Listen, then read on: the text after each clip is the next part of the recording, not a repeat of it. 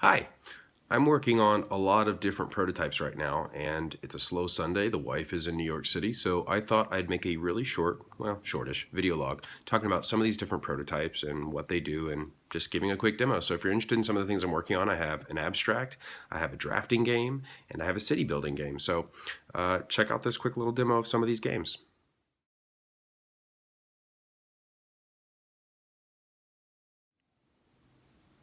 So the abstract came about after Kubla Khan. I brought my copy of Onitama so that me and my friend Antonio could play it while waiting for the convention hall to open or if the booth was slow. And I was really struck by both how simple Onitama was, how fun it was, how quick it played, and just the sort of beauty of the setup. And Antonio kept saying, we should make an abstract, we should make an abstract. And I said, yeah, sure. And so that following Monday, I sat down and I grabbed some pawns and started messing around with them. And after a couple of hours of watching Colbert and moving pieces around, I came up with the core idea of what I'm calling Druids. So the idea of Druids is built around two what I think are neat ideas. We'll see how neat they are. The first is that you cannot move the same direction twice in a row. The reason for this, and so you can see the pieces have little arrows on them, and I'll show you actually the pieces that I'm working with Chris Urinko to make, is that one thing I noted in Onitama was it was very easy to know where your opponent could not go. You could look at their cards and say, okay, he cannot go in this diagonal direction, or I'm safe if I'm standing right in front of him. So I thought it might be neat that you could see your units slowly snake, and if they go forward once, well then they can't go forward again. And if they then go right, you know that they can't go right. And so that's the first neat little thing. The other thing is I was thinking about I had this idea a long time ago going to a craft store about Russian nesting dolls, and the idea that your character would take on new powers based on the doll nested inside them. But the problem with that is that nesting dolls are not cheap, and then it's sort of a bad user experience to have to remember what's inside your doll unless they're transparent, which means plastic nesting dolls, and now it's getting crazy.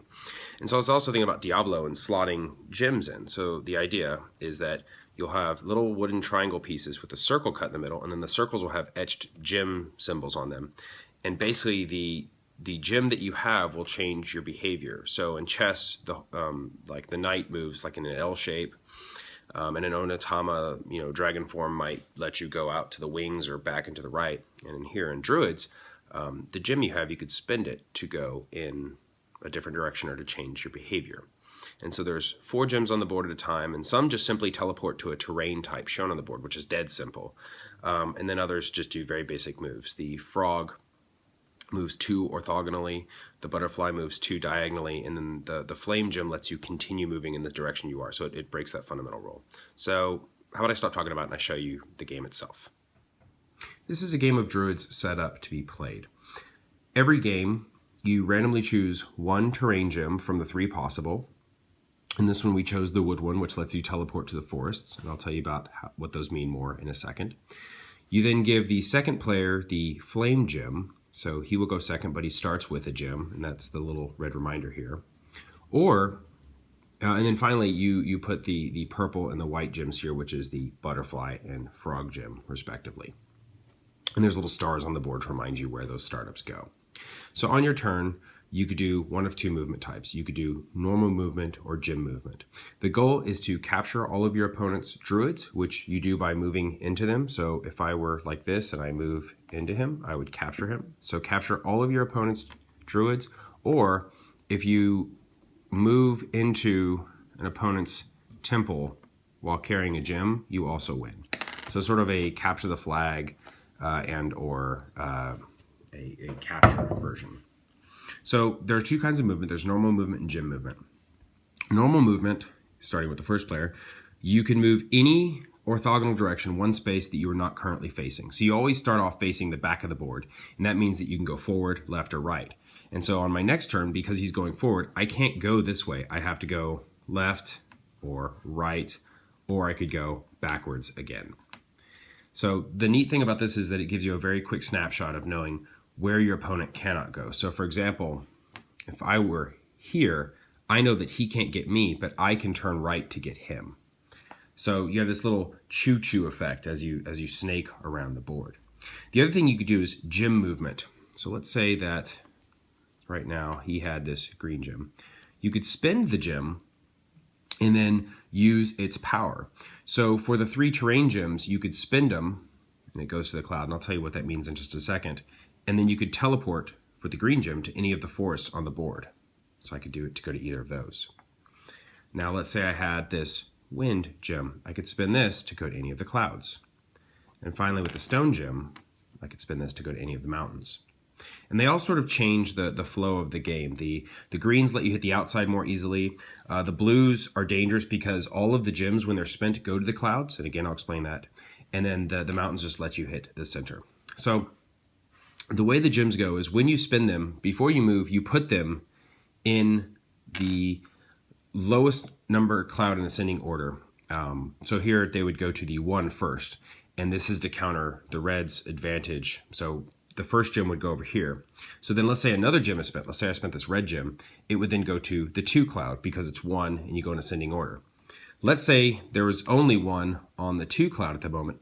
Well, then the next one would go to the 3 because you go in ascending order from the highest gem. And then when it goes to the 4, it'll wrap back around to the 1 gem. And there's only 4 gems on the board, so at most there can only be 4 clouds.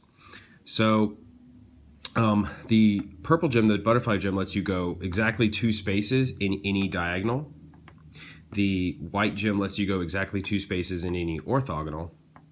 And then the red gem can be spent to basically violate the core rule and go in the same direction you're currently facing. So that is the gist of Druids. I'm working with Chris Urenko to make a wooden board. You can see the triangles that are your core pieces, and then you'll slot in the gems, those little circles, which will have etchings on them.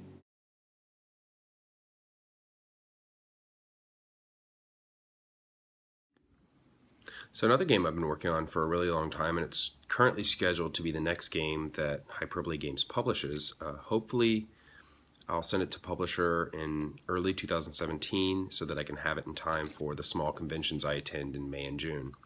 But this is called Solstice. Previously it was called Martian Empire, and this is the drafting and deception game. So previously it was Martian Empire, which had a more science fiction theme, and it's very much inspired by Dune, which is why the science fiction theme made sense. But then I had the idea to use the world building started with Hocus and continue that and actually tell more of a story. Hocus is not a super thematic game, but the world that was created, this beautiful watercolor world that was created by Tiffany Turl, has there's a lot to it. There's a lot of richness and the Leshy and the various creatures, and it's sort of an ominous and somewhat dark world. And so I wanted to go deeper in that. And so hoping to work with Tiffany Turl yet again and revisit some of those characters, and actually sort of in the style of old classic science fiction books is tell the story, a different story of the characters, and this one more thematic. The other cool thing is that you'll see some of the symbols return. So the banners of the different clans will actually match the suits of Hocus. And then the symbol for the points, and this is just internet art right now, so don't worry about it, but the symbol for the points will be the same. So I'm not going to be too heavy-handed and obnoxious with this is a game from this world, but just sort of little nods, and so it'll look familiar and a little similar. So let's do a quick demo of Solstice and talk about how this game works. So Solstice is a drafting game for 2 to 4 players, and here we have a 2-player game set up. So the regions of the 2 different clans we use are in play, and then you always put in the Badlands for 2-player games. And this is to add a little more spice to make sure 2-player games work. So the core idea is that both players, all the clans in play, have the same cards. And you can actually see these are the cards for the green and the reds, or the mountain and the forest clans. And then you toss in some events, and with 2-player, you actually put in the wolves. Tiffany noted that there's this crazy event from Swedish history where this man was persecuted for claiming to be a werewolf. He said that he was a werewolf, and then he went down to hell to fight the witches on behalf of Christianity. And it's this crazy, weird event from Swedish history. And so we're actually taking inspiration from that, and there's sort of this cataclysm of the wolves coming in, and it happens, it's sort of a generational style event. You could sort of look at it as like winter's coming, or some sort of like a zombie-like onslaught, but here they're wolves, and so they'll affect the different clans, because the wolves are ultimately a force for good. So the clans can try to use this to their advantage or not, and it adds a little bit of interesting spice. So what happens is every player shuffles their cards in, as well as the events. and then we deal out the cards after shuffling them, and people will slowly draft 5 of the cards they're dealt. So they're going to be dealt 6 cards, and they're going to draft 5 of them. And the cool thing here is you could draft your own cards, or you could draft your opponent's cards. So if I'm playing red, I could get some red cards, I could take some events, but then I can also grab some of my opponent's cards, which means I can play them in disadvantageous positions. Then at the end of the drafting phase, the cards that are not chosen are randomly played, which means that there's never a wasted card. You don't just throw around your card, even though your last draft matters, because you now know what I don't draft will be played out randomly. And for red, this may be bad because this means that 2 of red's cards are played out. And in fact, red's ruler is played out. And this is unlikely to happen because people would typically try to draft their ruler. But this also means that if red doesn't have green's assassin, green can just throw down that assassin and play it there. So then players will take turns, starting from the first player, and they will play 1 card at a time face down, which means you don't know what it is. However, the different regions will declare what you must disclose when you play that. So in the Ancient Glade, I either have to disclose the type of card or who it belongs to, and I choose. So I could say this is a Mountain Clan card, or I could have played it and said this is an assassin. So if I'd say it's an assassin, you don't know if it's the Mountain Clan or if it's the Forest Clan. Here in Dragon's Teeth, because it's worth more, you have to disclose the type precisely. So here I'd have to say this is a Vizier. And then finally in the Badlands, which adds again a little bit of uncertainty and spice in 2-player, I don't say anything. So this is just a black hole. Now players can either play a card on their turn, or they can tuck 1 card underneath their reference card to take as a prisoner. And then the prisoner in the next round will act sort of like chopsticks in Sushi Go, in that I can reinsert the prisoner to the hand and I can draft 2 at once instead of 1 at a time. So you get a little bit of strategic play and a choice, and it's another way for you to sort of tuck an opponent's card, knowing, however, that you're about to reinsert it in circulation later. So once everybody plays 5 cards, 1 at a time, starting from the top and going down, you reveal the cards. You arrange them in initiative order, and that's from the number in the top left, so the 5 would go before the 6. And then you basically just resolve them. So the 5, which is an assassin, would kill an enemy ruler. Here it's actually the red assassin, so it wouldn't kill the ruler, but if you kill the ruler, you would then get some points for doing it. Then the ruler will score the region, so here it's worth 2 points. And if they have a favor victory, they get bonus points. Well, here they have no favor. They have strength, which is indicated by the blade, but they have no favor. And that's sort of the meat of the game, is that the cards provide strength and favor, as you can see here on these legions, that help you win things. And most of the cards are actually dead simple in that they'll say, for example, this war chief says if you have strength victory, you just score 2 points. So there are special cards like the ruler and the assassin that do weird things, and the events do weird things like move cards around, and they block certain situations. But you're basically trying to get points by creating synergies with your cards and playing them. So you get some nice deception trying to figure out who's going where, how to use those events, and how to draft the best set of cards possible. So that's Solstice. 2 to 4 players, about a half hour, and we're actually about to start blind testing. And there is a print and play available for this.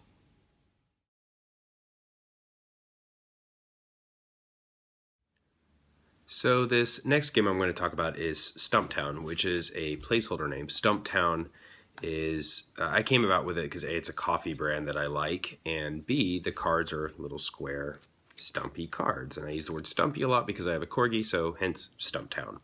So I love the city building theme. I grew up loving SimCity, and I worked for Maxis. I played Quadropolis and really liked it, and just in general, I love building a city. I think it's one of the most natural themes in gaming. I just think it makes so much sense. And so the idea of building a city and then taking advantage of the benefits of the city as you build it seemed like a good,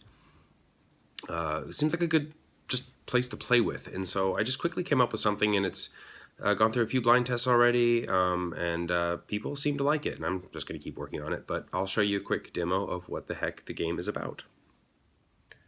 So here is sort of a 3-player game in progress. Over here you have the blueprints row, and these are the buildings that you build from. And the players who place the buildings in the blueprint row will get points when you build them. So basically, if I pick good buildings, I'll make more points. And then you build a grid of buildings, which different people own. And you start with town square. And I'll set this down now. So on your turn, you're going to do one of 2 actions, which you see on the town square, which is you can draw 1 card. So you could do that twice. You can just draw 2 cards and your turn's over. You can use the action that's on a building, so a lot of these buildings have actions, or you can build a new building. So there's a deck of cards, which is over here. You don't need to see it. But the cards are basically buildings. There's infrastructure building, which is the gray with an I. You have commercial buildings, which is the purple with a C. And then you have residential buildings, like this one over here, which is green with an R. The reason for that is at the end of the game, every player is dealt a demand card that are different amounts, and then there's one face up that you put by the blueprints. And at the end of the game, whoever has the most buildings built in that type will get all those extra points. So right now I know that infrastructure is worth 3 bonus points if I have the most infrastructure at the end of the game. And this person knows that commercial could be worth nothing, which means that maybe commercial isn't worth building the most, although you get points for building during the game. So there's a little bit of hidden information, and they're sort of tuned a certain way that you know that commercial can be worth the most, but it's volatile. Residential is worth the least, but it's steady. Infrastructure, there aren't as many of them, but they're always worth something if they're there. So the building action, you could do things like convention centers, which let you move buildings around. So I could say I would use this, and then I could move this retail here. And some have spatial relationships that give you points at the end of the game. When you use the building, it always costs you a point, and then you mark the building so that you can't use it again. You can't use buildings until 5 new ones are built. So every 5 buildings, all of these clear. Other buildings do things like you could spend cards to get points. As I said earlier, there's spatial relationships. Let me go find one. You have, let me see, where are you? Power plant. So you can use the landfill where you can give someone pollution cards to get points outright. And then you have power plants where you can actually just outright place pollution in the grid. So for example, a pollution card, the reason you might do this is if I put pollution next to this convention center and these neighborhoods, it removes their in-game points because it's pollution. It turns it into a bad thing. But parks can eliminate pollution, so there's some tension back and forth there. So the pollution is fun is that to build buildings, so this one cost 4 to build, it's 4 cards. So the first card would go to the blueprint row, and then I just discard the other cards. However, if it has this pollution ban, you cannot discard pollution cards to do it. There's also bonds, which are worth 2 cards, so that would effectively make this one worth 1 more building, and then I could do just the 1 bond, and so it gives me some card efficiency.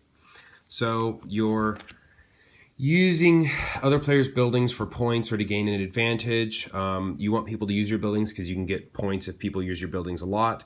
You want to you want to be careful about what cards you put in the blueprint row because that's what people can build, and you want to build towards in-game special relationships. So it's just the city evolves over time. You get points for lots of different things. It's a little point salady, and it's just got this cute little city theme. So that's that. So that's a little bit of a random haphazard video. It's a weird Sunday, so there you go. I've got 3 designs I'm working on in different stages. We've got the abstract, we've got the city builder, we've got Solstice with the drafting and the deception. If you're interested in any of these, check out the links. I linked to the print in place. Some of them are dead simple. For the abstract, you literally just print a page and then gather a couple tokens. Stumptown is 69 cards. Solstice is 54 cards. So yeah, take a look. Send me any feedback. Have a good one.